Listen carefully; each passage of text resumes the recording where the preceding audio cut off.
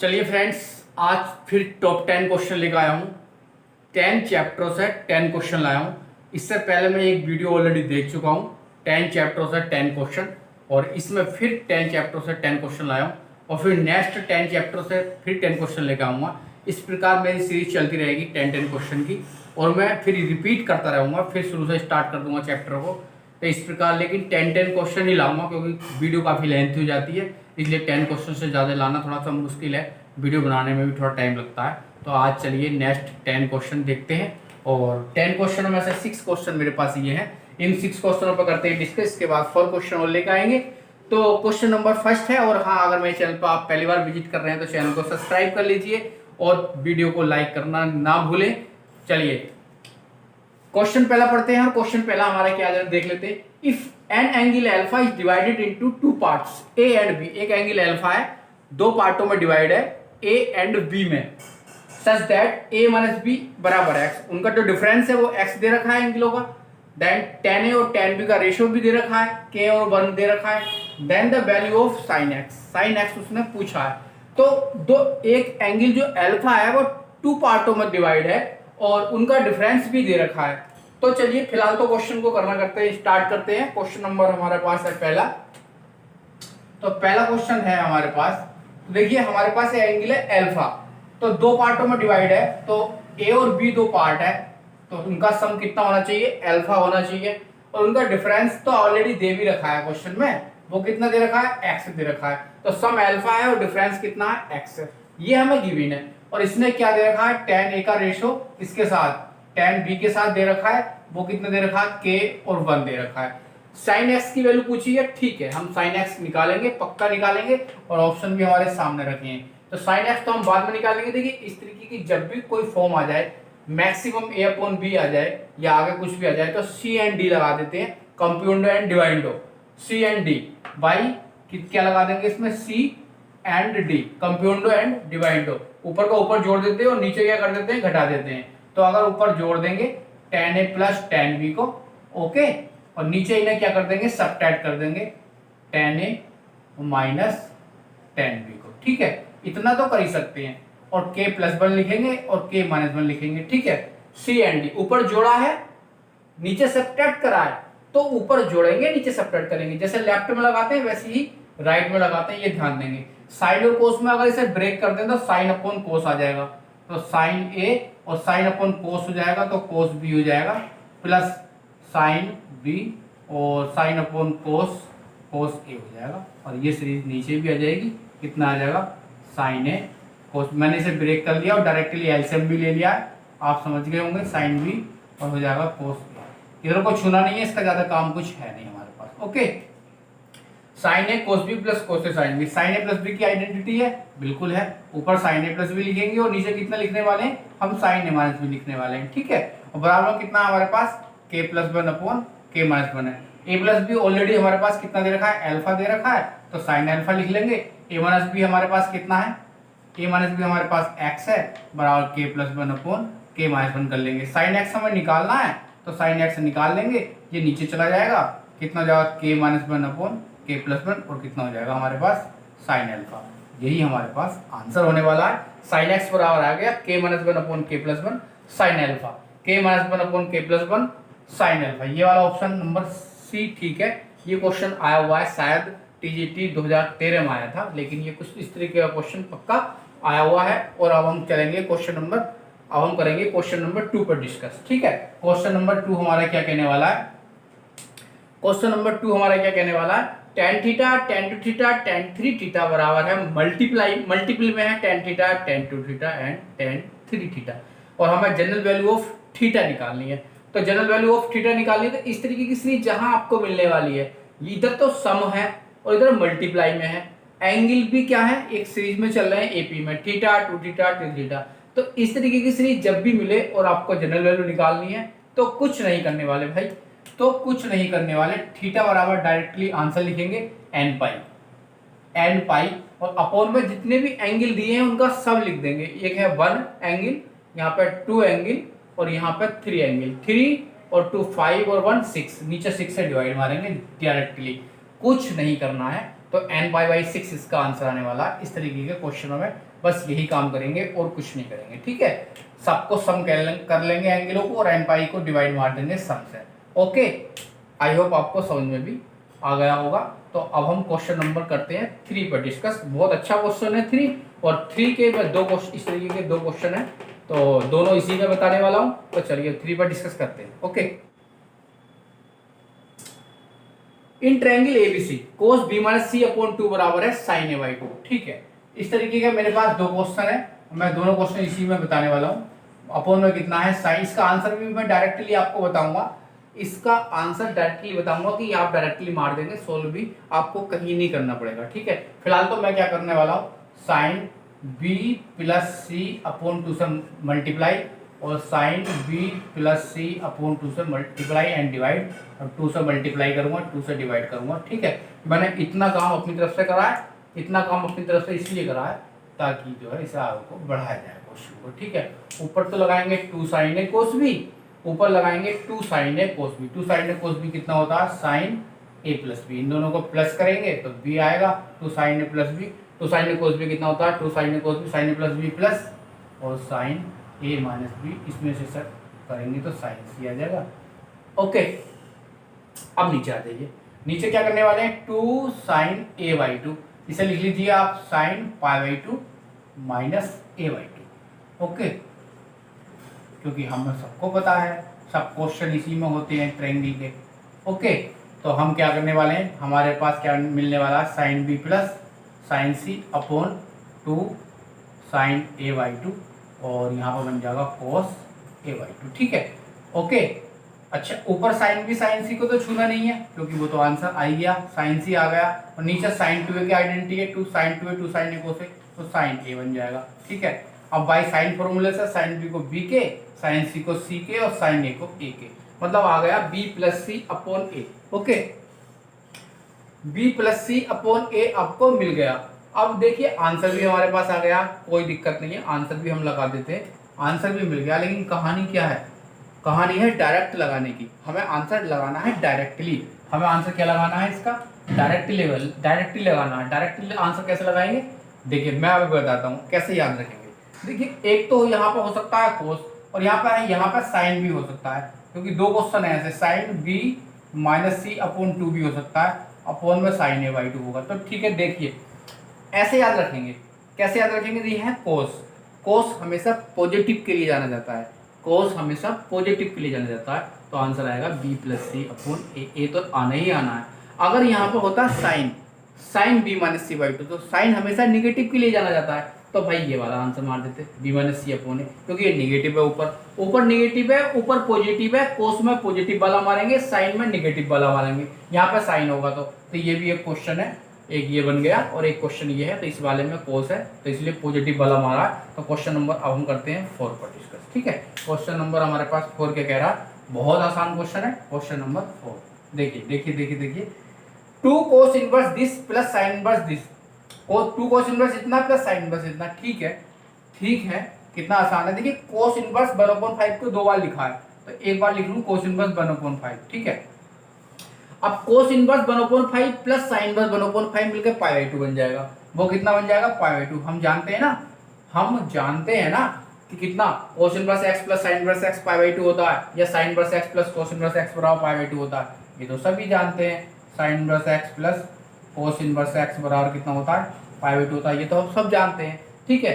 तो ये π/2 बन गया। अच्छा, cos 90 + थीटा, cos 90 + थीटा होता तो sin थीटा ही है, और थीटा की जगह कौन बैठा है, cos इनवर्स 1/5। ओके, ठीक है। अब cos को sin में कन्वर्ट कर दूं, cos को sin में कन्वर्ट कर दूंगा तो कितना होगा, sin इनवर्स 1 - 1/25 का स्क्वायर रूट, ठीक है। 25 में से 1 गया 24/25, और साइन से साइन कट जाएगा, तो कितना बच जाएगा 24/25, ठीक है। और इसका लूंगा मैं स्क्वायर रूट, तो 4 × 24, माइनस भी तो चल रहा है, 4 × 24 2√6/5, 2√6/5 ऑप्शन ढूंढो, माइनस 2√6/5 ऑप्शन मिला हमारे पास, कौन सा वाला है, ये वाला। ओके, माइनस का 2√6/5, आसान था ना, बहुत आसान था ना, ठीक है, आसान ही है सारे क्वेश्चन। तो माइनस के 2√6/5 हो गया। चलिए क्वेश्चन नंबर अब करेंगे हम 5 पर डिस्कस। सारे क्वेश्चन आसान थे लेकिन सारे क्वेश्चन बहुत अच्छे वाले हैं, और क्वेश्चन तो सब अच्छे ही होते हैं, सब आने चाहिए आपको। एग्जाम का कुछ पता नहीं कहाँ से कब क्या आ जाए, कोई गारंटी नहीं है, एग्जाम है। तो चलिए सही लग रहे हैं ना क्वेश्चन। तो अब हम अगले क्वेश्चन पर डिस्कस करेंगे 5 पर। Imaginary part of sine square x plus i y. Sine square x plus i y का इमेजिनरी पार्ट है, ये आया हुआ आपके एग्जाम में आया हुआ है। तो चलिए इस पर करते हैं डिस्कस और थोड़ा सा कर लेते हैं। Imaginary part of sine square x plus i y. Imaginary part of sine square x plus i y, ये आपका बीएससी का क्वेश्चन है। और बीएससी के जितने भी टॉपिक हैं, जो टॉपिक आपके टीजीटी या पीजीटी में आते हैं, सबके वीडियो कंप्लीट बिन कंसेप्ट मैंने बनाकर ऑलरेडी डाल चुके हैं। सबसे पहले मैंने जो स्टार्टिंग करी थी वीडियो बनाने की अपने चैनल पे, वो बीएससी से ही स्टार्ट करी है, बीएससी के ही टॉपिक कंप्लीट करें। तो आप वहाँ पे जाकर विजिट करिए और डिटेल से वहाँ पे पढ़ सकते हैं। ये क्वेश्चन भी आपको वहाँ पक्का मिलेगा, क्योंकि वहाँ मैंने सारे क्वेश्चन कंप्लीट जो आए हुए हैं वो सारे करा दिए बिन कंसेप्ट। चलिए इस पर फिलहाल डिस्कस कर लेते हैं और क्वेश्चन नंबर 5 देखते हैं आखिर है क्या। Sign square x plus i Y. Okay भाई, साइन स्क्वायर एक्स होता क्या है? साइन स्क्वायर एक्स को लिख सकते हैं 1 minus cos 2x plus i Y upon 2। यहाँ तक तो कोई दिक्कत नहीं है। अच्छा, कोस ए प्लस बी की आइडेंटिटी भी ओपन कर सकते हैं, बिल्कुल कोस ए कोस बी लिख सकते हैं। कोस ए कोस बी कितना हो गया? कोस ए कोस बी और माइनस आएगा प्लस साइन ए और साइन 2 आई वाई। ठीक है, कोई दिक्कत नहीं है आ सकता हो। अच्छा, इसके बाद क्या करना? कुछ नहीं करना। साइन, देखिए ये सर्कुलर फंक्शन है, इसे हाइपरबोलिक में चेंज करना। तो साइन आई एक्स को आई साइन हाइपरबोलिक एक्स लिखेंगे और कोस आई एक्स को खाली कोस हाइपरबोलिक एक्स लिखेंगे और टेन आई एक्स को आई टेन हाइपरबोलिक एक्स लिखेंगे। याद कर लीजिए, सर्कुलर फंक्शन को हाइपरबोलिक फंक्शन में चेंज करना है। तो इस तरीके से लिखेंगे साइन आई एक्स बराबर आई साइन हाइपरबोलिक एक्स, कोस आई एक्स बराबर cos hyperbolic x, ten I x बराबर आई टेन हाइपरबोलिक एक्स। तब तक आप, जब तक आप ये हाइपरबोलिक में चेंज नहीं करेंगे, रियल और इमेजिनरी पार्ट कभी भी अलग नहीं हो पाएंगे। इसे भी चेंज कर देंगे और इसे भी चेंज कर देंगे और उसके बाद लिख देंगे हमारा answer. Okay, 1 minus cos 2x। जितने भी क्वेश्चन ये आया हुआ था, शायद 2016 में आया हुआ था, 2016 में आया हुआ है क्वेश्चन। जितने भी ट्रिकोमेट्री के क्वेश्चन 2016 में आए थे, मैंने एक भी सॉल्व नहीं करा था, सारे ऐसे ही आंखें मीच कर टिक मारे थे और सारे के सारे गलत थे, क्योंकि ये बीएससी का पोर्शन है और बीएससी के पोर्शन तो मुझे ऑलरेडी सारा रटा हुआ है। तो आप भी कर लीजिए, इन क्वेश्चनों को करेंगे तो अच्छा है, बहुत इंपॉर्टेंट है, मैंने करा रखे हैं, आप वीडियो देख लीजिए। चलिए, कोस 2x है, इसे कोस हाइपरबोलिक 2y लिख सकते हैं। आई नहीं आता इसमें, इसमें आता है आई साइन 2x, इसमें हाइपरबोलिक आ जाएगा साइन हाइपरबोलिक 2y। ठीक है, और बाकी कुछ नहीं करना है। अब हमें रियल और इमेजिनरी पार्ट करने हैं। तो रियल पार्ट क्या होगा? जिसमें आई ना आए, और इमेजिनरी पार्ट क्या होगा? जिसमें आई आ जाए। क्वेश्चन में सब पूछा क्या? इमेजिनरी पार्ट, तो भैया इमेजिनरी पार्ट तो ये रखा है। इमेजिनरी पार्ट कितना हो जाएगा? इमेजिनरी पार्ट हो जाएगा 1/2 और साइन 2x और sine hyperbolic 2y। Okay, option ढूंढ लें। ठीक है, ढूंढते 1/2 sign 2x sine hyperbolic 2y। ठीक है, साइन 2x और साइन हाइपरबोलिक 2y, ये वाला मिला भाई, सी ऑप्शन। ठीक है, सी है, ये डी वाला, डी लगा दो, कोई बात नहीं, डी ऑप्शन। ठीक है, ये वाला ऑप्शन करेक्ट है, 1/2 साइन 2x और साइन हाइपरबोलिक y। ठीक है, साइन हाइपरबोलिक 2x ये वाला नहीं है। अगर पूछता रियल पार्ट, जरूरी थोड़ी ना इमेजिनरी पूछे, आपसे रियल पूछेगा तो हम यहाँ से यहाँ तक कर देते थे, ये रियल है, 1/2 नीचे लगा देते, सिंपल सी बात है, समझ में आ गया होगा। ठीक है, क्वेश्चन नंबर 6 पे चलते हैं। क्वेश्चन नंबर 6 पे करेंगे। हम centre of the triangle found by the lines this. हमें एक ट्रायंगल का सरकम सेंटर निकालना है। हमें एक ट्रायंगल का क्या निकालना है? सरकम सेंटर निकालना है। ठीक है, हमें एक ट्रायंगल का क्या निकालना है? सरकम सेंटर निकालना है। ठीक है, मैं इसमें तीनों बताने वाला हूं आपको। इस वो ट्रायंगल की लाइंस दे रखी है। चलिए ठीक है, पहले थोड़ा सा कर लेते हैं, पहले इसी पर डिस्कस करेंगे। क्वेश्चन नंबर 6 देखिए, एक लाइन है y बराबर x, एक है y बराबर 2x और एक है y बराबर 3x प्लस 4। देखिए, एक तो होता है इन सेंटर, एक होता है सरकम सेंटर, पूछता है क्वेश्चन में, और एक होता है ऑर्थो सेंटर। ठीक है, अब इन सेंटर, सरकम सेंटर और ऑर्थो सेंटर मैं बताता हूं कैसे कैसे निकालते हैं। देखिए, अगर इन सेंटर की बात करेगा तो ये है हमारे पास x1 y1, ये है x2 y2, और ये है x3 और y3। ठीक है, इसे मान लीजिए a b c, इस साइड को मान लीजिए a, इस साइड को मान लीजिए b, इस साइड को मान लीजिए c। तो अगर इन सेंटर की बात करेगा तो a x1 प्लस के b x2 प्लस के c x3 upon a plus B plus C, ये लगेगा फॉर्मूला। और दूसरी वैल्यू क्या होगी इसकी, वो होगी कितनी, a y2 प्लस के y1, सॉरी a y1 और b y2 और c y3 upon a plus B plus C. ये आपके पास जो फॉर्मूला मैंने बताया है ये इन सेंटर का बताया है। जब भी आपको इन सेंटर पूछा है, इन सेंटर बोले तो अंत केंद्र, अंत केंद्र ये वाला सर्किल, सॉरी टच करेगा ना इससे, गलत हो गया ना, हाँ अंत केंद्र जब पूछेगा ना इन सेंटर में तो ये वाला लगेगा। अच्छा, ए बी सी साइड आपको पता होनी चाहिए और पॉइंट भी पता होने चाहिए, तो कुछ ना कुछ तो कंडीशन देगा जहां से हमें ए बी सी साइड्स भी निकालनी पड़ेंगी और पॉइंट भी निकालने पड़ेंगे, तब हम इन सेंटर निकाल सकते हैं। अब बात करें सरकम सेंटर की, कि सरकम सेंटर कैसे निकालेंगे भाई। तो अगर हमें सर्कल सेंटर निकालना है तो हमें 3 पॉइंट पता होने चाहिए, ए बी सी और पी एनी कोई पॉइंट मान लेंगे एक्स वाई। तो चाहे तो पी निकालो, चाहे पी भी निकालो, चाहे पी सी निकालो, भाई पॉइंट तो पता होने चाहिए ना ट्रायंगल के, तभी तो हम निकालेंगे सर्कम सेंटर। ठीक है, परिकेंद्र उसका, तो उसके लिए पॉइंट पता होने चाहिए एबीसी आपके पास, और पी इज अनदर पॉइंट है एक्स वाई, कहीं भी मान लीजिए, लोकस जिसे बोल देते हैं। तो पी, तो हम क्या कंडीशन लगाएंगे, पी ए स्क्वायर बराबर होगा पी बी स्क्वायर बराबर पी सी स्क्वायर। कोई इक्वेशन दो इक्वल कर लेंगे, चाहे ये दोनों कर लो, उसके बाद एक दो ये कर लो, चाहे ये दोनों कर लो। ठीक है, कोई सी भी दो इक्वेशन इक्वल करेंगे, इक्वल करने के बाद आपकी दो इक्वेशन बनेंगी एक्स वाई में, उन्हें ऊपर नीचे रखकर हल करेंगे, तब आपको जाकर क्या मिलने वाले हैं, सरकम सेंटर मिलने वाले हैं। और आपको कहेगा ऑर्थो सेंटर निकालिए, तो ऑर्थो सेंटर कैसे निकालेंगे भाई। ऑर्थो सेंटर के लिए हम क्या करेंगे, ऑर्थो सेंटर के लिए ट्रायंगल हमारे पास ये है ए बी सी। अच्छा, फिर क्या करेंगे, फिर देखिए ऑर्थो सेंटर के लिए बी से इस परपेंडिकुलर डालेंगे ए सी पे, नॉर्मल जिसे बोल सकते हैं, नॉर्मल इक्वेशन।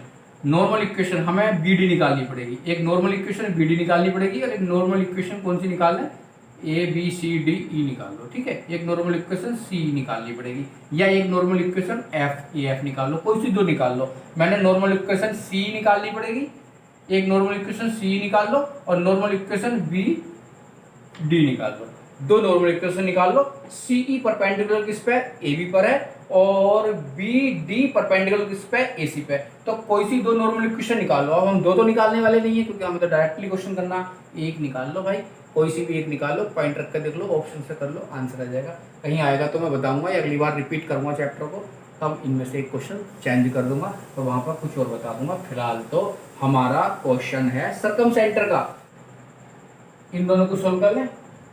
ठीक है, इन दोनों को सोल्व करते हैं तो y बराबर x, तो इसका मतलब x भी 0 आ जाएगा और y भी 0 आ जाएगा, तो मुझे मिला पॉइंट 0 0। ओके, इन दोनों को सोल्व कर लेते हैं। ठीक है, तो y बराबर 2x रख दूँ, तो 2x बराबर कितना आ जाएगा, 3x प्लस 4। तो 2x में से 3x गए तो माइनस के x बराबर -4, x बराबर -4 और x बराबर -4, तो y बराबर -8। तो अगले पॉइंट आ जाएंगे -4, -8। अब इन दोनों को सोल्व कर लूँ तो y बराबर कितना हो जाएगा, x बराबर, अब इन दोनों को सोल्व कर लेता हूँ। ठीक है, तो कितना हो जाएगा 3x प्लस 4, तो कितना हो जाएगा -2x बराबर 4, डेट इज x बराबर -2, x बराबर -2, तो y बराबर भी -2। तो अगले पॉइंट आ जाएंगे -2 और -2। ठीक है, कोई दिक्कत नहीं है। ठीक है, ठीक है, 1 2 और 3, p कोई पॉइंट मान लीजिए, x को y मान लीजिए, ए मान लीजिए, इसे बी मान लीजिए, इसे सी मान लीजिए। ठीक है, और ए के पॉइंट कितने आए जरा आप खुद देख लीजिए, 0 0 आए हैं, और ये लिख लेंगे -4,8, ये आए हैं 0 0, ये भैया 0 0 मान लो, और -4,-8 लिख लो। ओरिजिन दिखा दो, कहीं भी दिखा दो, कोई फर्क नहीं पड़ेगा, फिलहाल तो हमें -2 ठीक है। ठीक है, ट्रायंगल थोड़ा अलग टाइप से बना लेंगे, जो ओरिजिन इस तरीके से बना लेंगे, नीचे से ले लेंगे ना, इसे वो मान लेंगे इस तरीके से, मान लीजिए ये 0 0 हो जाएगा, इसे कहीं और मान लीजिए -4,8 कौन से में जाएगा, निगेटिव निगेटिव में जाएगा, लेकिन उसका कोई ज़्यादा रोल है नहीं, हमें कुछ करना नहीं है फिलहाल, तो क्वेश्चन करना है। तो भैया मैंने तो PA² बराबर PB² निकाल लो, और कोई सी एक और निकाल लो, चाहे तो PB² बराबर PC² निकाल लो, कोई सी दो निकाल लो। तब PA निकालूंगा तो PA तो आ जाएगा x² प्लस y², ठीक है। PB निकालूंगा तो x प्लस 4 का स्क्वायर आ जाएगा और y प्लस 8 का स्क्वायर आ जाएगा, ठीक है।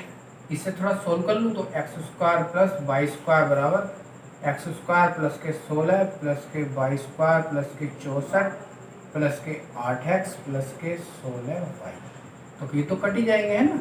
तो कितना आ जाएगा भाई, 8x plus 16y, 8x plus 16y, 8x plus 16y और 6 4 10 का 0 हासिल लगा, 1 6 4 10 और 6 7 80, ठीक है, बराबर 0 आ जाएगा। और 8 को उड़ा दूँ तो कितना देगा, x प्लस के 2y और प्लस के 40 बराबर 0। x प्लस 2y 40 आएगा ना, 8 से डिवाइड मारा 8 नहीं आएगा, 1 आएगा, ठीक है। 8 से नहीं 8 10 आएगा, ठीक है। चलिए कोई बात नहीं, 10 आएगा, ठीक है। ये क्वेश्चन तो तब आइए जब मैंने लिया कितना, मैंने लिया PA² बराबर PB²। अब आप PB² बराबर PC² लेंगे तो वहां से एक इक्वेशन और मिलेगी, उन दोनों को सोल्व करेंगे तो आपको इसकी क्या निकल जाएंगे, जो उसने पूछा सरकम सेंटर निकल जाएंगे। अब इतना टाइम हम क्यों खर्च करें, क्यों हम एक इक्वेशन और निकालें, हमें ज़रूरत नहीं है, हम निकालेंगे नहीं, वो आप निकाल लेना, सोल्व करके देख लेना, पक्का आ जाएगा आंसर। मैं एक ही से काम चलाऊंगा, मैं तो पॉइंट रख के देखूंगा। मैं क्या रख के देखने वाला हूँ, पॉइंट रख के देखने वाला हूँ। तो भैया मैं पॉइंट रख दूँ, 6 और 8 रख दूँ, तो 6 और 8 दूनी 16, किसी गलत पे नहीं आया क्योंकि प्लस का, 6 और -8 रख देता हूँ, ठीक है। x की जगह देखो 6 लिखा और y की जगह कितना लिखा, 8 दूनी 16 लिखा और प्लस के 10 है बराबर में 0, 16 में से 6 गए तो कितने बचे, -10 प्लस 10 कटा के कितना आ गया, 0, 0 बराबर 0। इसका मतलब हमारे सरकम सेंटर हैं ये वाले, ऑप्शन ये सेटिस्फाई कर रहा है, ये वाले नहीं करेंगे। तो सरकम सेंटर हो गया 6, -8। आप चाहें तो दूसरी इक्वेशन भी निकाल सकते हैं, एक और आएगी ऐसी, उन दोनों को सोल्व करिए तो आपको ये पॉइंट मिल जाएंगे 6, -8। ये डायरेक्टली एक इक्वेशन निकालने के बाद पॉइंट रख के देख लीजिए, ठीक है। तो आई होप आपको समझ में आ गया होगा कि सरकम सेंटर कैसे निकालेंगे। हम तो जल्दी से जल्दी क्वेश्चन करना था, और तो शायद मुझे लगता नहीं है कोई और क्वेश्चन और तरीका इसका करने का है। यहाँ पर सेटिस्फाई करा लो तो भी कोई फ़ायदा नहीं है, तो सरकम सेंटर ऐसे ही निकलेंगे। अब हम क्वेश्चन नंबर जाते हैं 7, 8, 9, 10।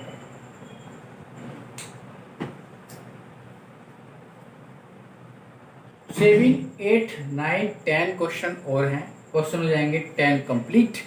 और अगर आप तक यहाँ तक वीडियो वॉच कर लिया है आपने, तो चैनल अगर सब्सक्राइब नहीं कर रखा तो सब्सक्राइब कर लीजिए, और अगर लाइक भी नहीं करा है तो लाइक कर दीजिए, इतना तो बनता ही है।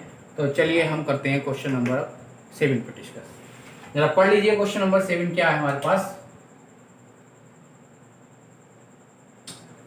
y बराबर mx plus c and x cos alpha plus के y साइन अल्फा बराबर p represent in the same line. Same line को रिप्रेजेंट करती है तो कौन सी कंडीशन सेटिस्फाई होगी।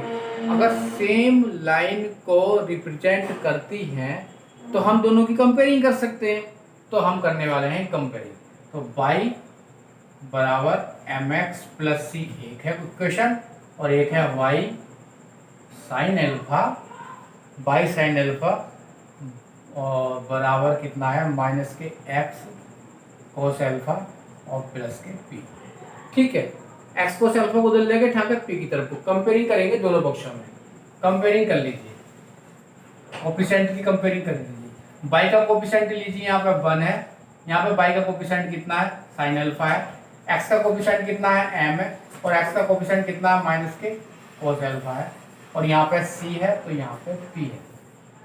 इसके इक्वल अगर इसे ले लिया जाए तो मुझे साइन अल्फा बराबर मिलेगा p अपॉन c, बिल्कुल मिलेगा। इसके इक्वल इसे ले लूं तो मुझे कोस अल्फा बराबर मिलेगा p m upon c with negative और मैं स्क्वायरिंग एंड एडिंग कर लूँ तो कितना अच्छा रहेगा, स्क्वायरिंग एंड एडिंग कर लूँ तो कितना अच्छा रहेगा। तो मुझे मिल जाएगा sine square alpha plus cos square alpha बराबर P square upon C square और ये हो जाएगा P square M square upon C square. ये तो 1 हो गया, सी स्क्वायर को इधर ले जाता हूँ और पी स्क्वायर ले लेता हूँ कॉमन, तो 1 प्लस एम स्क्वायर हो जाएगा और ये हो जाएगा सी बराबर P square root 1 plus m square. और कितना अच्छा क्वेश्चन है, कितना आसान क्वेश्चन है। तो ऑप्शन बी आसान है, तो ऑप्शन ढूंढ लेते हैं। ऑप्शन मैच कर रहा है हमारे पास सी। ओके, ये वाला ऑप्शन हमारा बिल्कुल करेक्ट होने वाला है। समझ में भी आ रहा होगा अच्छी तरीके से। अब क्वेश्चन नंबर लाते हैं 8। If the slope of one line represented by ax square 2xy by बराबर 0, दो हाथ की इक्वेशन है, पेयर ऑफ लाइन को रिप्रेजेंट करती है, पता है आपको। Is twice the slope of the other them, मतलब एक स्लोप दूसरे स्लोप का ट्वाइस है, ठीक है, और कुछ नहीं है। रिप्रेजेंट तो पेयर ऑफ लाइन को करती ही करती है। एक स्लोप दूसरे स्लोप का ट्वाइस है तो कंडीशन कौन सी स्पेसिफाई करेगी। क्वेश्चन बहुत अच्छा है, आंसर तो निकालेंगे याद भी करेंगे। इस वाले क्वेश्चन का हमने आंसर निकाला है, लेकिन इसका रिजल्ट भी याद करेंगे, बहुत जरूरी है, आता रहता है। इसका रिजल्ट भी याद करेंगे, बहुत जरूरी है, आता रहता है। तो इसका रिजल्ट निकाल लेते हैं फिलहाल क्या आने वाला है। तो अच्छा, हमारे पास देखिए क्वेश्चन नंबर है 8। ए एक्स स्क्वायर प्लस के 2hxy प्लस के by स्क्वायर बराबर 0 पेयर को रिप्रेजेंट करता है। तो सम ऑफ स्लोप का सम कितना होता है, m1 m2 बराबर माइनस के 2h अपॉन b होता है और m1 m2 बराबर a अपॉन b होता है। ये हमें याद होना चाहिए। एक स्लोप दूसरे स्लोप का ट्वाइस है, अगर मैं m1 का m2 का ट्वाइस m1 को m2 का ट्वाइस कर देता हूँ, कोई दिक्कत नहीं है। अब मुझे करना कुछ नहीं है, m1 m2 को किसी तरीके से ऐसे एलिमिनेट करना, आंसर मुझे पक्का मिल जाएगा। m1 की वैल्यू यहाँ रख देता हूँ तो 2m2 और m2 कितना हो जाएगा 3m2 बराबर हो जाएगा माइनस के 2h अपॉन b। चलो यही रहने देते हैं, ठीक है। और m1 की वैल्यू यहाँ रख देता हूँ तो कितना हो जाएगा 2m2 का स्क्वायर बराबर a अपॉन b। और यहाँ से अगर 2 हटा दूँ तो यहाँ लगा दूँ तो कोई दिक्कत नहीं, ठीक है। m2 स्क्वायर आ गया, इसका स्क्वायर कर लेता हूँ, इस वाली इक्वेशन का स्क्वायर कर लेता हूँ तो कितना हो जाएगा 4h square upon b square, ठीक है। और ये m2 स्क्वायर उठा के यहाँ रख देता हूँ 9a अपॉन 2b बराबर हो जाएगा 4h square upon b square. एक b से b तो उड़ा ही देता हूँ, तो हो जाएगा 9ab बराबर 8h square. 9ab equal 8h square मिला हमें, ये वाला ऑप्शन ठीक है। कौन सा ऑप्शन ठीक है, 8h स्क्वायर बराबर 9ab, ये वाला ऑप्शन ठीक है। ओके, क्वेश्चन 8 कंप्लीट हो गए। क्वेश्चन सब अच्छे ही हैं, बढ़िया है, आप कह ही नहीं सकते कि क्वेश्चन खराब है। क्वेश्चन नंबर 9 पर डिस्कस करते हैं। The number of common tangent, चलिए, number of common tangent to the circle X square plus Y square बराबर 4 and X square plus Y square 8x plus 12 बराबर 0।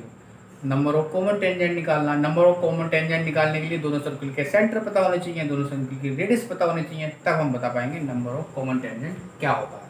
तो भैया इसमें हमें पहले तो थोड़ा सा बात कर लेते हैं सभी की, जरूर थोड़ा ये क्वेश्चन आ जाए। तो सेंटरों के बीच की डिस्टेंस C1 C2 अगर ग्रेटर आ जाए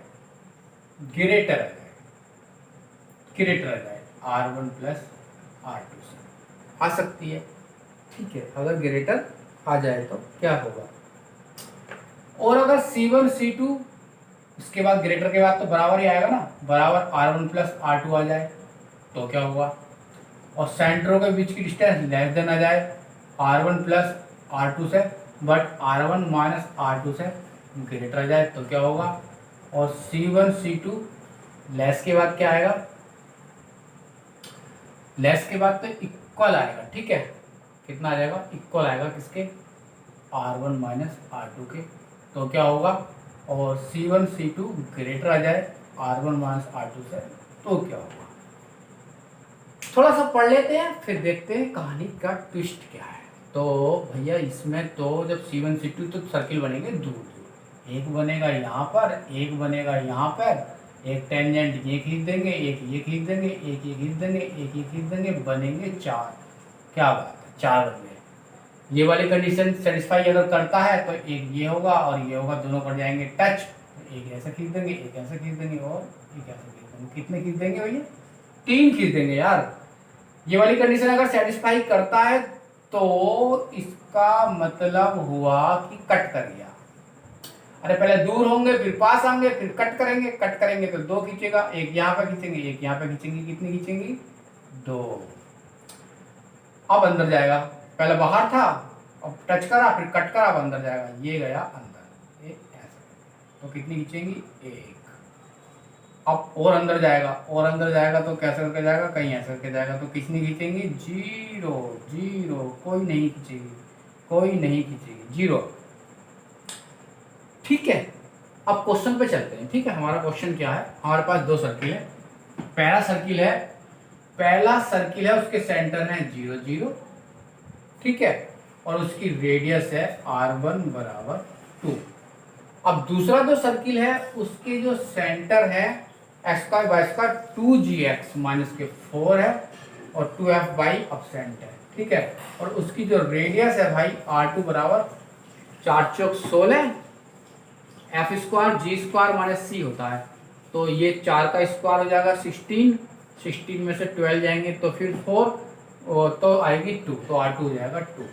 तो कंडीशन अब C1 C2 निकालना है ना, C1 C2 इसमें से इसे घटाएंगे, स्क्वायर करेंगे, अंडर लेंगे तो 4 आएगा, ठीक है, और R1 R2 भी घटा, R1 प्लस R2 भी कितना आ रहा है? वो भी 4 आ रहा है। तो कंडीशन बनी कौन सी भैया? ये बनी C1 C2 बराबर आया R1 प्लस R2 के, 4 बराबर 4। कंडीशन कौन सी सेटिस्फाई हो गई? कंडीशन हुई है हमारे पास ये वाली।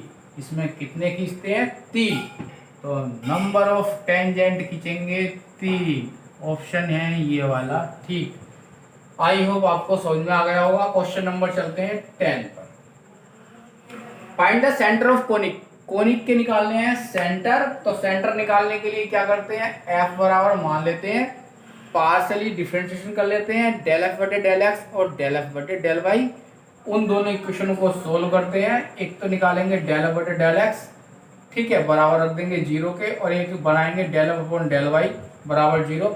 पार्शियली डिफरेंशिएशन कर लेते हैं, उन दोनों इक्वेशन को सोल्व कर लेते हैं, जो भी आएंगे पॉइंट वो सेंटर आ जाएंगे। तो भैया पहले निकालूं डेल f बटे del x, partially differentiation 14 28x आएगा, x के रेस्पेक्ट में कर रहा हूँ, y का नहीं होगा, माइनस के 4y हो जाएगा, इसका 1 हो जाएगा, y का अब पार्शियली कर रहे हैं, y का 0 हो जाएगा अगर अलग है तो, उसके साथ अगर x है तो x का होगा y ऐसे जाएगा, माइनस 44 x का 1, ये भी 0 हो जाएगा, ये भी 0 हो जाएगा, ठीक है। बाहर में क्या रखना है?